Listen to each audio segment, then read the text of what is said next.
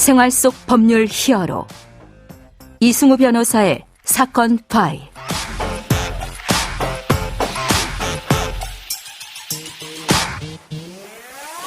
사건 파일 청취자 여러분 안녕하십니까. 생활 속 법률 히어로 이승우 변호사입니다. 오늘 함께 열어볼 사건 파일은 소년 범죄 사건입니다.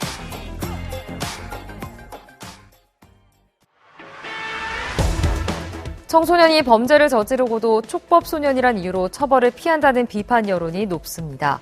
이 때문에 촉법소년 적용 나이를 낮춰 처벌을 강화해야 한다는 의견도 많지만 교화시설이 먼저란 반론도 만만치 않습니다. 저는 개인적으로 소년 범죄와 관련해서는 이 범죄가 어느 정도 심각하냐에 따라서 촉법소년의 연령 상한을 좀 달리 적용해야 된다라고 생각하는데요. 자, 그렇지만 이 문제에 대해서는 현재 매우 부족한 소년범 재판 그리고 교화 시설의 확충이 먼저 있어야 된다. 이런 지적도 아주 타당하다라고 생각을 합니다.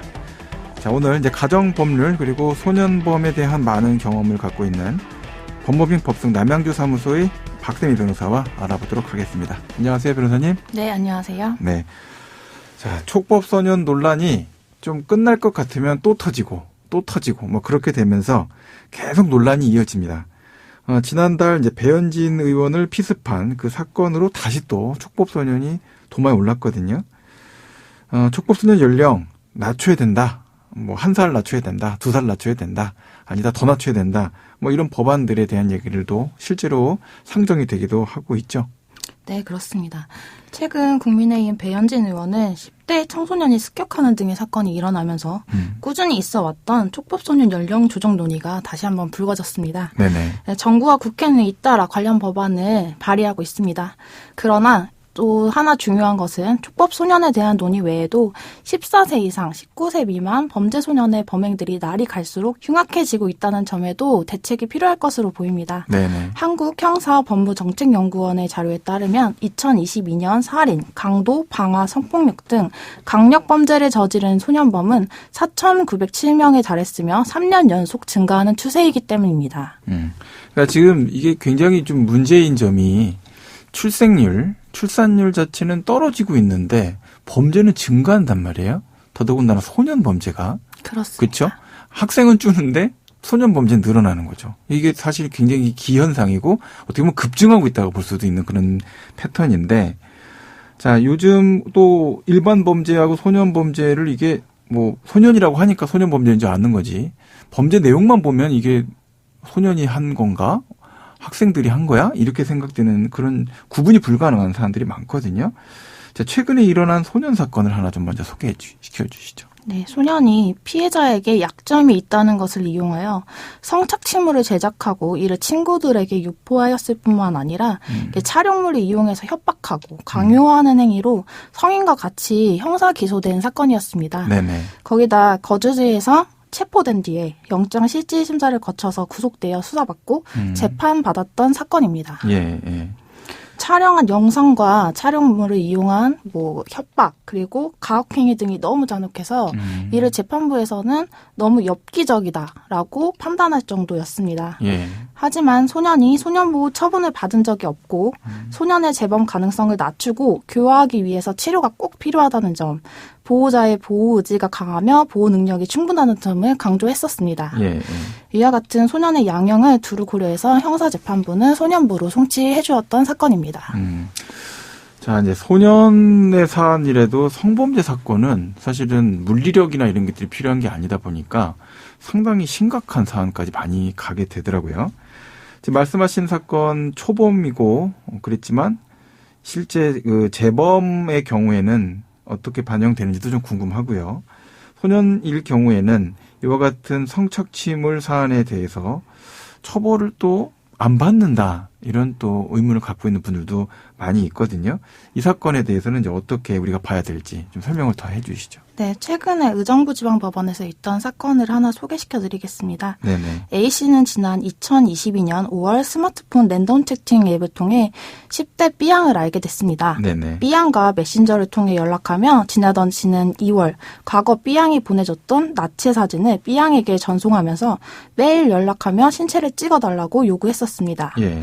이 과정에서 A씨는 자신의 요구를 듣지 않으면 B양의 SNS를 통해 주변인들에게 사진을 유포하겠다고 협박했었습니다. 네. 이러한 수법으로 B양이 특정 신체 부위를 촬영해 전송하도록 하는 등 아동 성착취물을 제작하고 이를 제3자에게 보낸 혐의도 있었습니다. 예.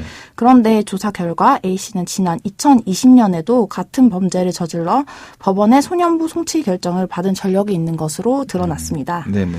의정부지방법원에서는 A씨에 대해 징역 3년에 집행유예 5년을 선고했고 40시간의 성폭력 치료 강의 수강, 아동 청소년 관련 기관 등과 장애인 관련 기관에 3년간 취업 제한을 명하였습니다. 네.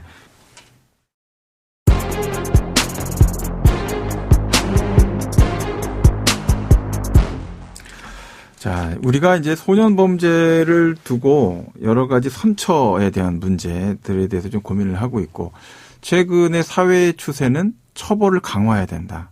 이런 쪽으로 이제 주목하고 있지 않습니까?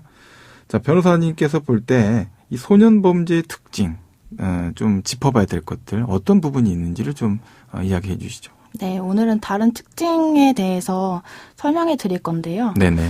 그래서 친구들과, 그러니까 소년 범죄는 친구들과 여러 명이서 범행을 하기 때문에 예. 사건에 공동, 특수라는 단어가 붙어 형량이 가중되는 경우가 많다는 것입니다. 혼자 안 하고 몰려다니면서 한다 이런 얘기인 네, 거죠? 네, 그렇습니다. 네. 그래서 2명 이상 공동하여 사람에게 상해를 입혔을 때는 공동상해죄, 그리고 2명 이상 합동하여 타인의 재물을 강취하였을 때는 특수강도죄에 해당하게 됩니다.